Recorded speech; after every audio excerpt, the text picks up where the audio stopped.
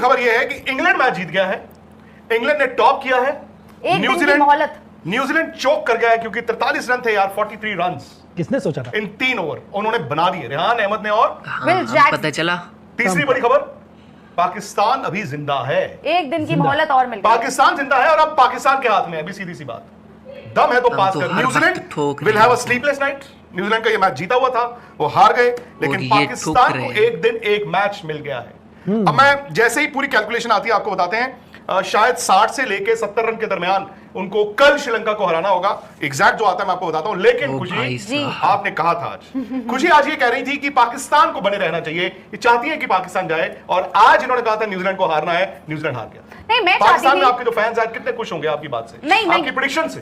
मैं ये चाहती थी कि पाकिस्तान उस सिचुएशन में आए जहां पर उनके हाथ में हो और फिर वो सेमीफाइनल गवा दे, जो कि कल देखने को मिलेगा। कल होगा, आपको दिखेगा कि कल शायद पाकिस्तान उतने मार्जिन से नहीं जीत पाएगा जितने मार्जिन की उन्हें जरूरत होगी। आज जरूर उनकी दुआएं काम करी, उन्होंने जो चाहा वो मिला। भाई विल जैक्स, बार बार ये बात थी कि इंग्लैंड के पास एक प्लेयर विल जैक्स जो कि अपनी पोजीशन के बिना उस पोजीशन पर आकर जिस तरह परफॉर्म कर रहा है, आज रेहान अहमद, उनको आप लाए, बैटिंग भी वो कर लेते हैं, आज उन्होंने जबरदस्त फिनिश दे दिया।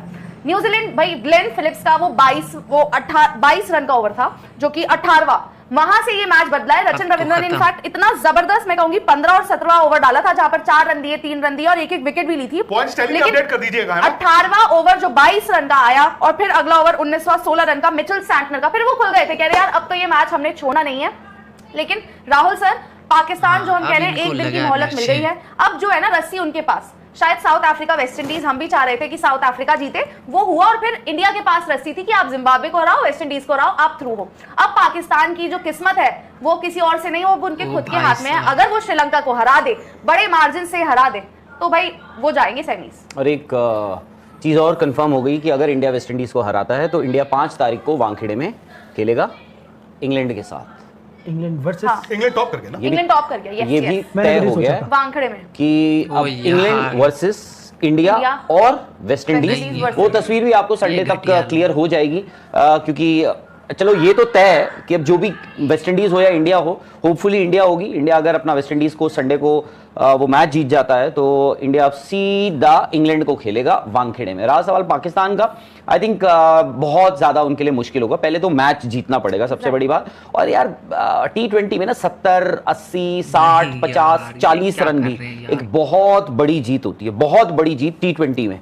मतलब कल इंडिया ने एक बड़ी जीत दर्ज करी थी, उससे पहले वेस्ट इंडीज ने 107 रन से जिम्बाब्वे को हराया था। इवन जो इंडिया साउथ अफ्रीका से मैच हारी थी 76 रन से, वो भी एक बहुत बड़ी जीत थी। आप ये सोचिए कि आप देखो सामने वाली टीम ने 187 रन बनाए, उसके बाद इंडिया ने जो है इंडिया 76 रन से वो मैच हार गया था। इंडिया ने जस्ट बेयरली 111, मेरे ख्याल से 111 या 111 ही रन बनाए थे इंडिया ने उस मैच में भी। तो आप लगा लो कि मतलब कितना वन साइडेड अफेयर होगा अगर पाकिस्तान क्वालिफाई वाकई में कर जाए। सच में होना है। आपके इन्होंने सिनेरियोज भेजे हैं, परिन मेहता जी ने भेजा। ये है अगर पाकिस्तान और श्रीलंका का कल का मैच होता है, नहीं ये अच्छा तो उन्होंने तो 20 में ही किया ना, तो अब पाकिस्तान के लिए कल 68 रन है, 68 रन से पाकिस्तान को जीतना है। अराउंड 67 या 68 रन से पाकिस्तान को कल जीतना है। और अगर पाकिस्तान चेज करता है, क्योंकि ऐसे मौकों पर अक्सर आप क्या करते हैं, रादर देन पहले बैटिंग करके आप मार्जिन तो डिसाइड कर नहीं सकते कि इतने रनों से जीतेंगे। ऐसी सूरत हाल में पाकिस्तान अगर टॉस जीतता है तो उसको पहले बॉल करना होगा और लंका को जल्दी आउट करके फिर उसके बाद।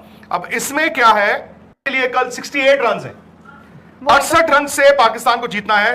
अराउंड 67 या 68 रन से पाकिस्तान को कल जीतना है। और अगर पाकिस्तान चेज करता है, क्योंकि ऐसे मौकों पर अक्सर आप क्या करते हैं, रादर देन पहले बैटिंग करके आप मार्जिन तो डिसाइड कर नहीं सकते कि इतने रनों से जीतेंगे।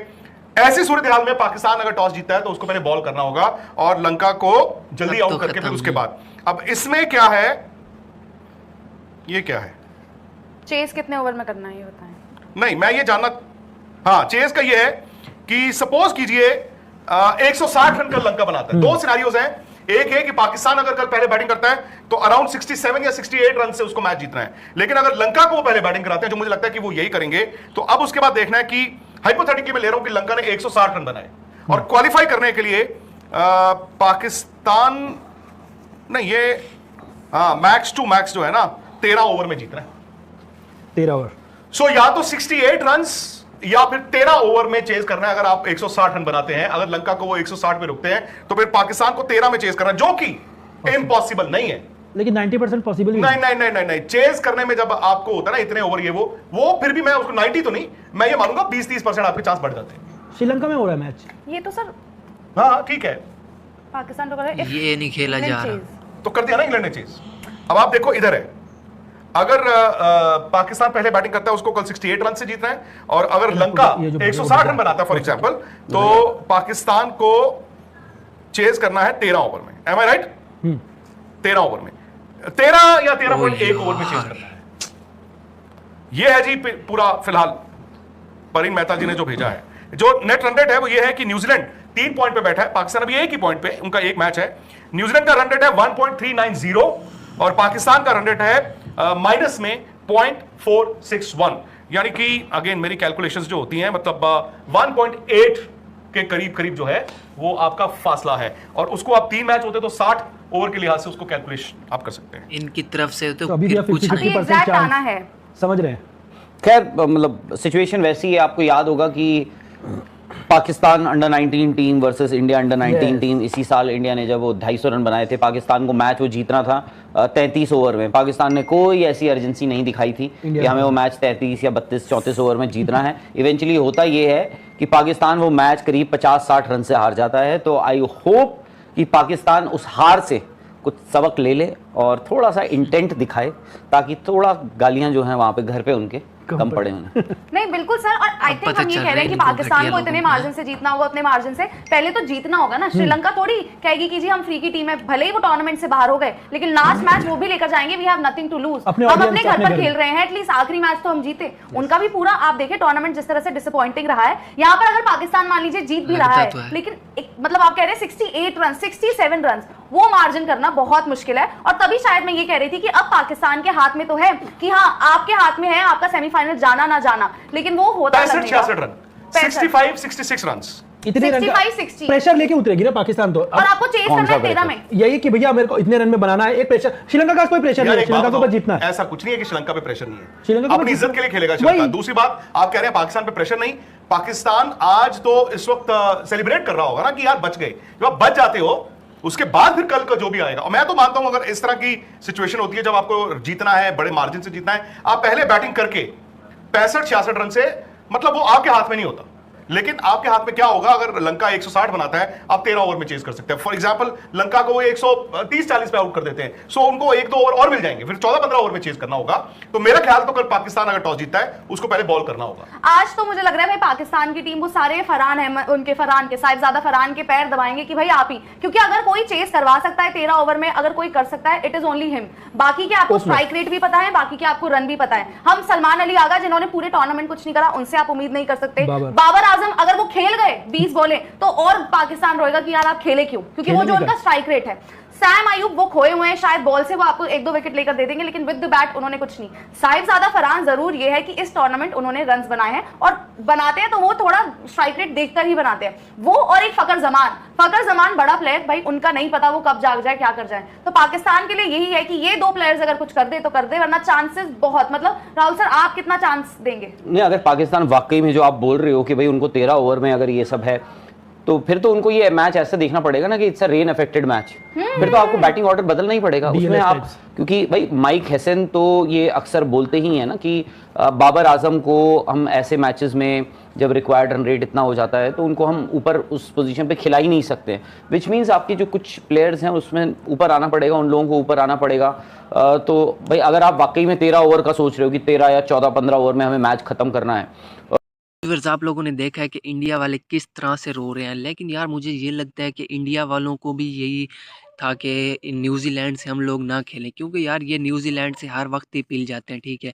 वो उनकी टीम इतनी तगड़ी नहीं है, ठीक है, उनके साथ इनका सेमीफाइनल अब नहीं आएगा, क्योंकि परसों वाले दिन अगर वेस्ट इंडीज़ को इन लोगों ने हरा दिया ना तो फिर इनका सेमीफाइनल जो है ना वो इंग्लैंड के साथ आएगा, ना कि न्यूजीलैंड के साथ, क्योंकि न्यूजीलैंड तो हम लोग उनको बाहर कर देंगे अगर हम कल अच्छी तरह से क्रिकेट खेल लेंगे।